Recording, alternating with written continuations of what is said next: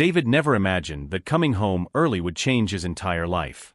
The gates of his Houston mansion opened like they always did, but something in the air felt wrong the moment he stepped out of his car. As he walked toward the back patio, he heard his mother's trembling voice begging softly, "Please. I'm sorry." Then he heard Lisa, his wife, answer with a sharp, icy tone that made his heart stop. "Shut up, old woman. You don't get to act like you own this place." David rushed forward, fear gripping his chest as he reached the patio. What he saw shattered him completely. His 70-year-old mother, Mary, sat on the cold ground soaked with dirty water, shivering. And standing over her, holding an empty bucket, was Lisa, the woman he married 8 months ago, wearing a look of cruelty he had never seen before. "Lisa!" David shouted, his voice shaking with shock and rage. Lisa spun around quickly, her eyes wide as if she had been caught stealing something sacred. The bucket slipped from her hands and clattered on the concrete. "David, you're home early," she stammered, trying to force a smile that didn't reach her eyes. David didn't answer her. He dropped to his knees beside Mary, taking off his suit jacket and wrapping it around her shoulders as gently as he could. "Mama, are you hurt? Are you okay?" he asked, his voice breaking.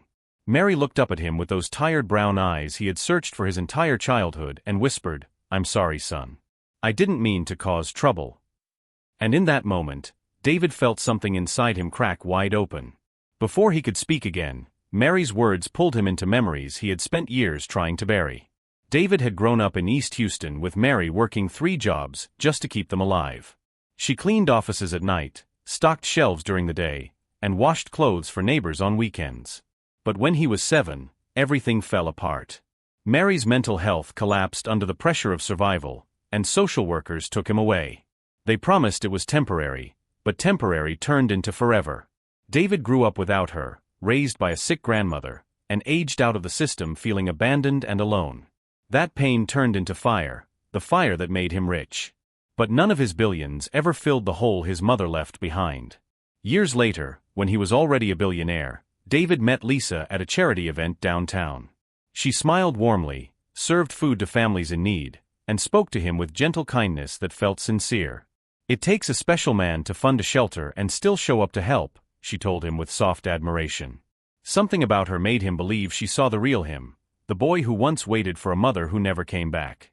He told her everything about Mary, the years of searching, the pain of not knowing where she was. Lisa held his hand and promised, "We'll find her together. Your family will be my family." David believed every word, unaware that her kindness was nothing more than the opening act of a dangerous performance.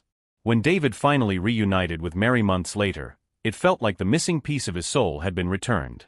She cried in his arms, apologizing, explaining the hospital, the sealed records, the years of trying to find him. He brought her home with joy in his heart, imagining the beautiful family he, Mary, and Lisa would finally become. But from the moment Lisa saw Mary, something strange flickered in her eyes, surprise mixed with something darker. Lisa hugged Mary politely but quickly, smiling in a way that didn't feel real. "Wow, what are the odds?" she said too casually. At first, everything seemed fine. But David began noticing small things, small looks, small comments, small moments that didn't feel right. And those tiny cracks were the first signs of the nightmare that was coming. The first real warning came 6 weeks after Mary moved in. David returned from a short business trip and found his mother crying alone in the kitchen, her hands shaking as she held an empty shoebox. "Mama, what happened?" he asked urgently. Mary wiped her tears and whispered, "My pictures of you, the ones I kept all these years, they were in the trash." David froze. "Trash? How?" Mary hesitated before saying softly, "Lisa told me they were clutter. She said I should stop living in the past." When David confronted Lisa, she laughed lightly and said, "Baby, I didn't know those old papers mattered. I was just cleaning." Her smile was sweet, but something behind it felt sharp. Weeks later, David hosted a family dinner to welcome Mary properly. He wanted his closest friends to meet the woman who had shaped his childhood. Lisa helped plan everything, even bought Mary a dress, a loud, bright pattern that didn't match Mary's simple style. When David suggested Mary wear something else, Lisa insisted sweetly, "No, this one is perfect. It looks authentic." During dinner, Lisa kept directing conversations toward Mary's absence.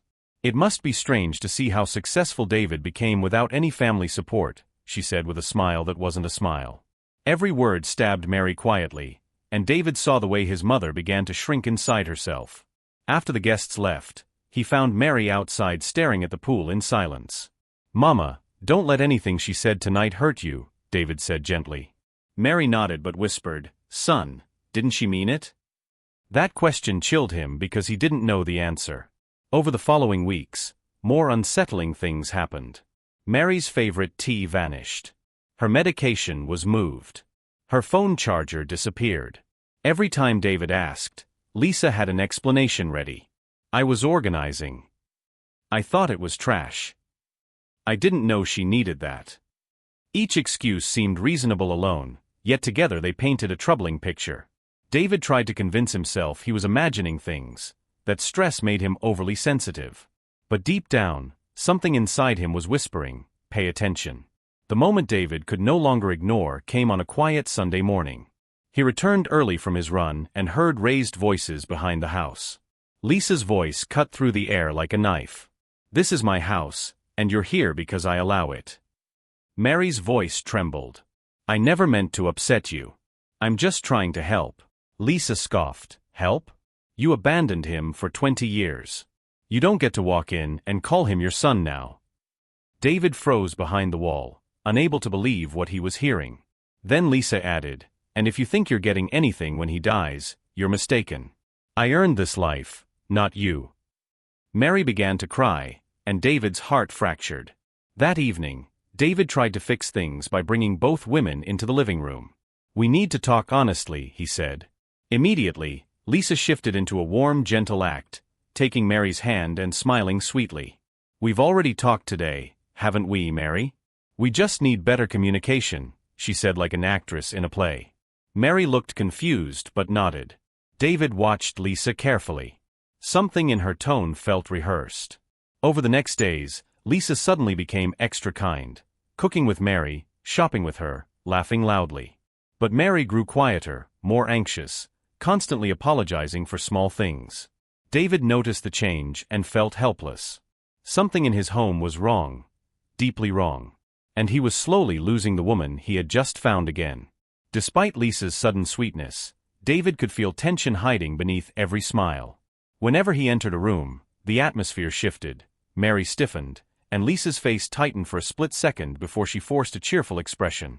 One evening, when Mary accidentally dropped a glass, she apologized 10 times in a trembling voice.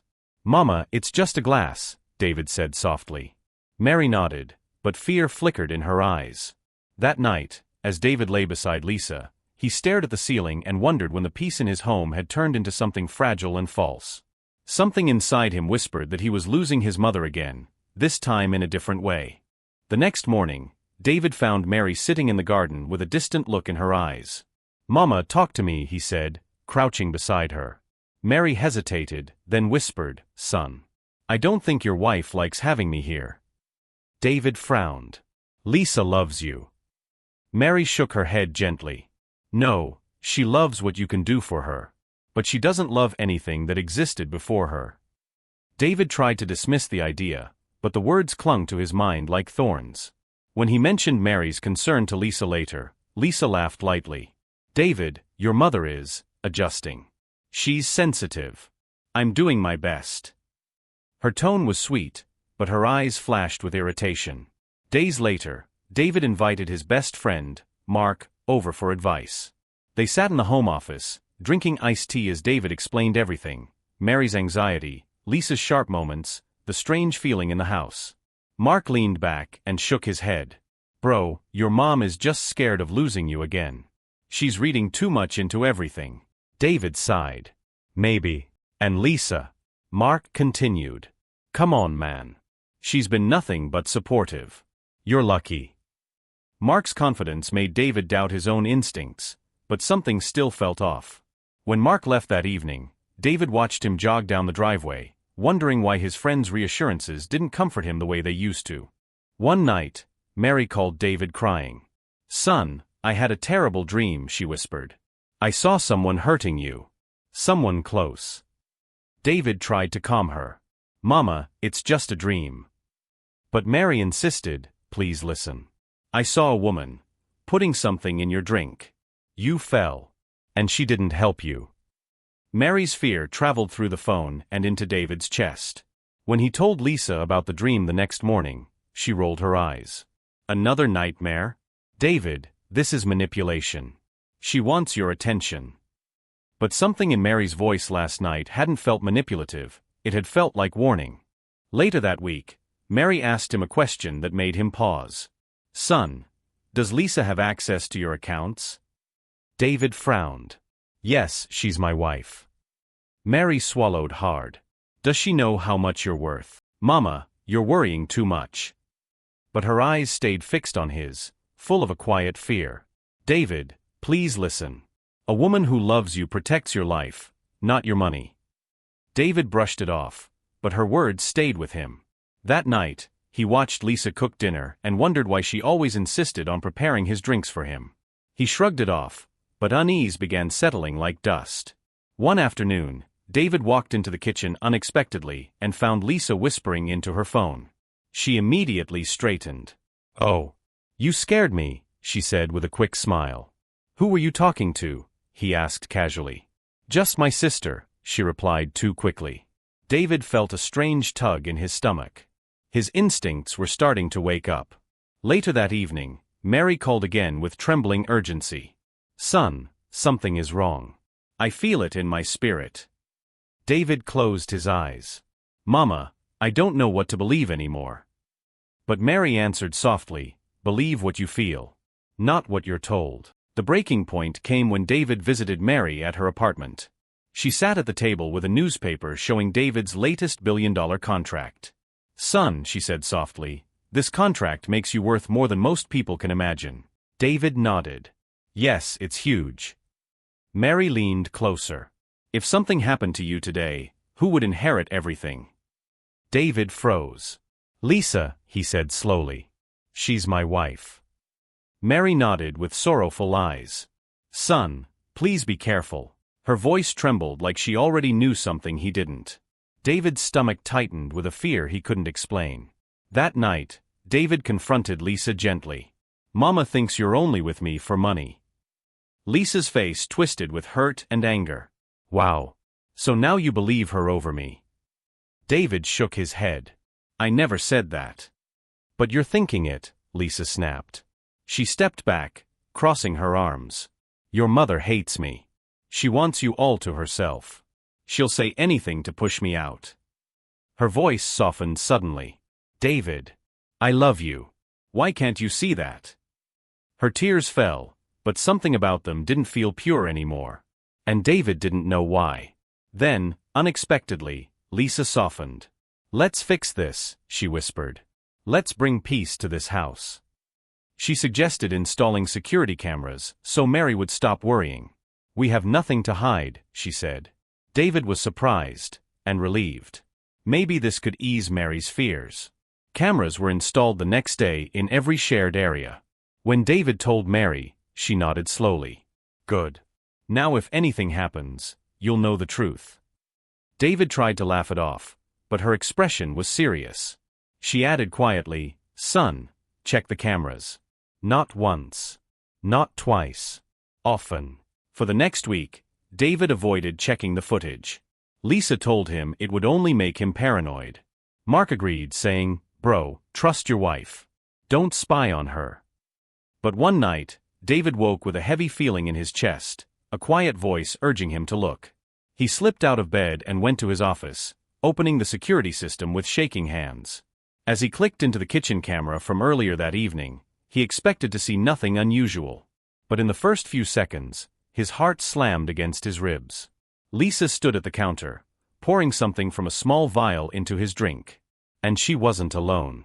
Another figure stepped into view, the last person David ever expected. David leaned closer to the screen, his breath catching in his throat. The man who stepped into the kitchen wasn't a stranger. It was Mark, his best friend since college. Mark moved around the kitchen like he belonged there, opening drawers, checking his watch, and whispering something to Lisa. David couldn't hear the audio, but he could read their body language clearly. They were comfortable. Too comfortable. Then Mark brushed his hand against Lisa's waist, and she didn't flinch. She leaned into him. David felt the room tilt. No, this can't be real, he whispered. But the camera didn't lie. Lisa lifted the poisoned glass of wine and smiled slyly as Mark leaned down to kiss her, deeply, confidently, like someone who had done it many times. David felt his heart crack open, the betrayal slicing through him like a blade. He rewound the footage again and again, hoping it was a misunderstanding. It wasn't. On the screen, his wife and his best friend stood together, whispering, plotting, celebrating. Mark pointed toward David's wine and laughed silently. Lisa nodded with a satisfied smirk. In that moment, David realized his mother's dreams hadn't been paranoia, they had been warnings. He clicked further into the footage, hands trembling. Lisa and Mark moved closer to the camera now, their words faint but clear enough to be understood. "He'll drink it tonight," Lisa whispered. "After the contract signs tomorrow, everything will transfer smoothly." Mark nodded. "No one will suspect a thing. Stress, overworking, it'll look natural." David felt his stomach turn. Lisa added quietly, "And his mother? That woman knows too much. But she's old. No one listens to her." Those words burned into David's memory like fire. His mother had been right. She had seen what he refused to see. David opened more recordings, flipping through days and weeks. What he found made his blood run cold. Mark had been coming to the house while David was at work, letting himself in through the back door. They kissed in the kitchen. They cooked meals together. They whispered secrets about money, the future, and David's death. In one video, Lisa held up a document David had signed earlier that month. "When he dies, all of this becomes mine," she said proudly. Mark slid his arms around her waist. "Ours," he corrected. David felt sick. Every word, every kiss, every smile he once trusted had been nothing but camouflage. Then came the video that shattered David completely. Lisa sat on the couch laughing. "He's so easy to fool," she said. "Just a few tears, a few sweet words, and he believes anything." Mark replied, "And his mother? She almost ruined everything." Lisa rolled her eyes. "That old woman is a blessing. Her warnings make him feel guilty for doubting me. He trusts me more because of her." She smirked. "He actually chose me over her. Can you believe it?" Mark laughed, shaking his head. David paused the video as tears filled his eyes. His mother had suffered, and he had sided with a monster. David grabbed a flash drive and downloaded everything, every video, every screenshot, every whisper of their plan. His mind raced with fear and fury. "I need to leave. Right now." He moved silently through the house, avoiding the creaking floorboards he knew too well. Lisa was asleep in their bedroom, curled comfortably like an innocent woman. David felt chills. She had tried to kill him, while sleeping beside him every night.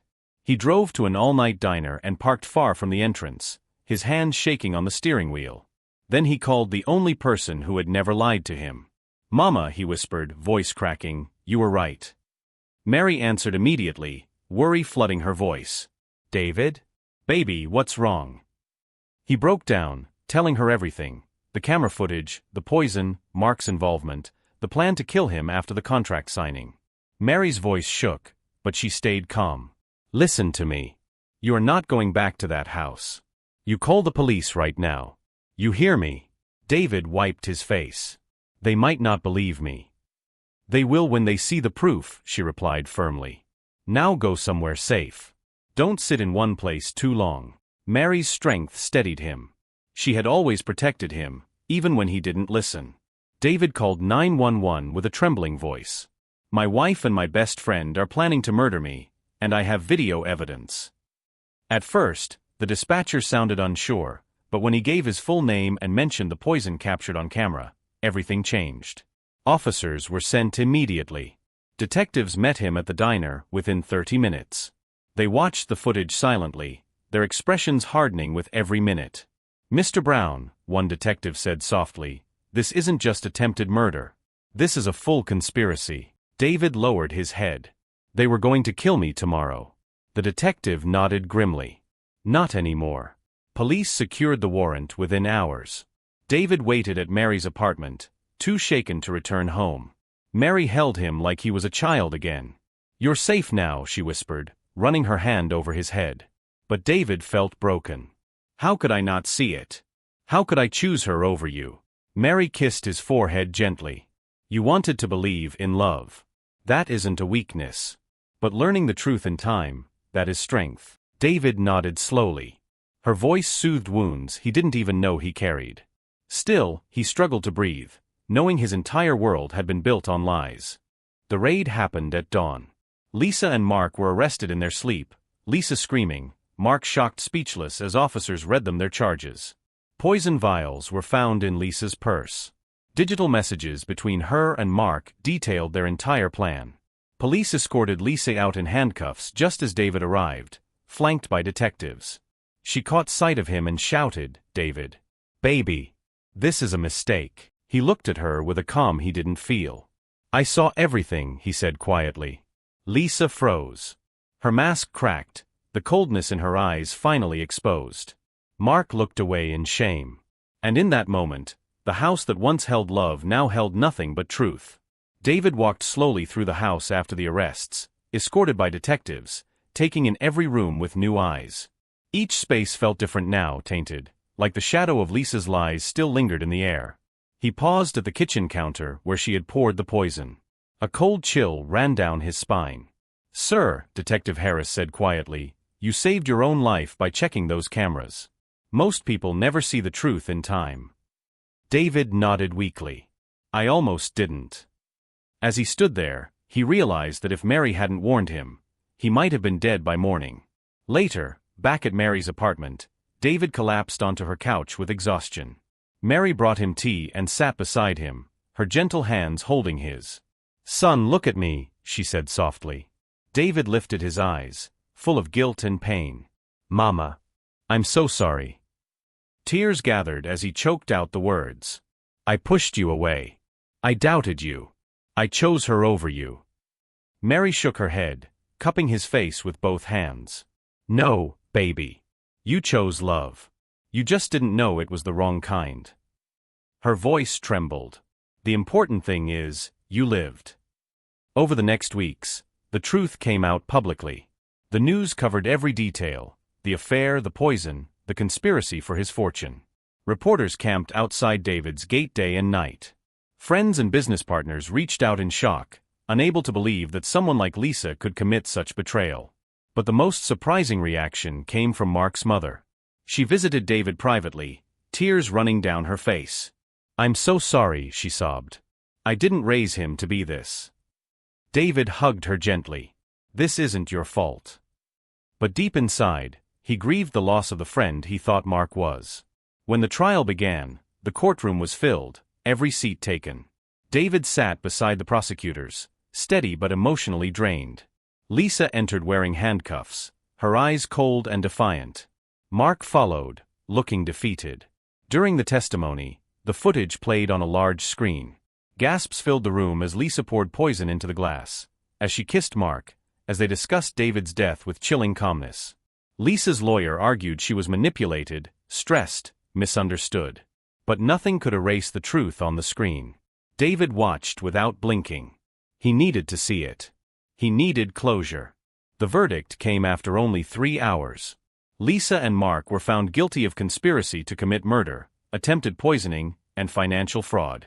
Lisa stood up, expecting to speak, but the judge raised a hand firmly.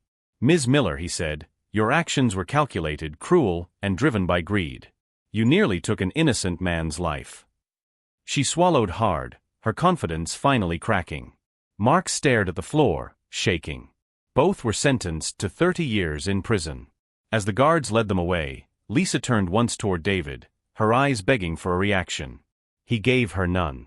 After the trial, David walked outside into the warm Houston air where Mary was waiting. She opened her arms, and he stepped into them without hesitation. "It's over," he whispered into her shoulder. Mary nodded. "Now we heal." For months, David stayed close to his mother, rebuilding the bond life had stolen from them. They cooked meals together, laughed at old memories, and talked late into the night about the years they lost. Sometimes Mary cried softly, mourning the boys she couldn't protect back then. Sometimes David cried, mourning the man he almost didn't become. But together, they were finally whole.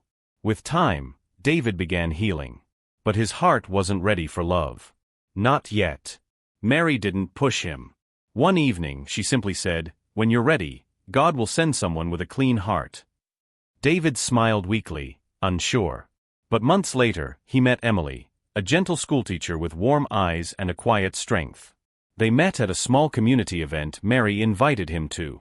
Emily didn't know about his wealth or his past. She treated him like a man, not a billionaire, not a victim, not a headline. Just David. And for the first time in a long while, he felt peace. David and Emily took things slow. She wasn't flashy or demanding. She didn't try to impress him. Instead, she asked genuine questions, listened, cared, and laughed easily. Mary watched them with a knowing smile. "She's different," she whispered one day. David nodded. "Yes. She feels real." Emily bonded with Mary instantly, treating her with kindness and respect. There were no jealous looks, no sharp comments, no hidden motives. Just two women who cared about him in healthy ways. And that was when David realized something important. Love wasn't supposed to feel like fear. It was supposed to feel like safety. A year later, David married Emily in a small church ceremony. Mary stood proudly beside him, tears in her eyes as she watched her son step into a new life built on truth, not illusions. Emily held Mary's hands and said gently, "Thank you for raising a strong man." Mary smiled. "Thank you for loving him right."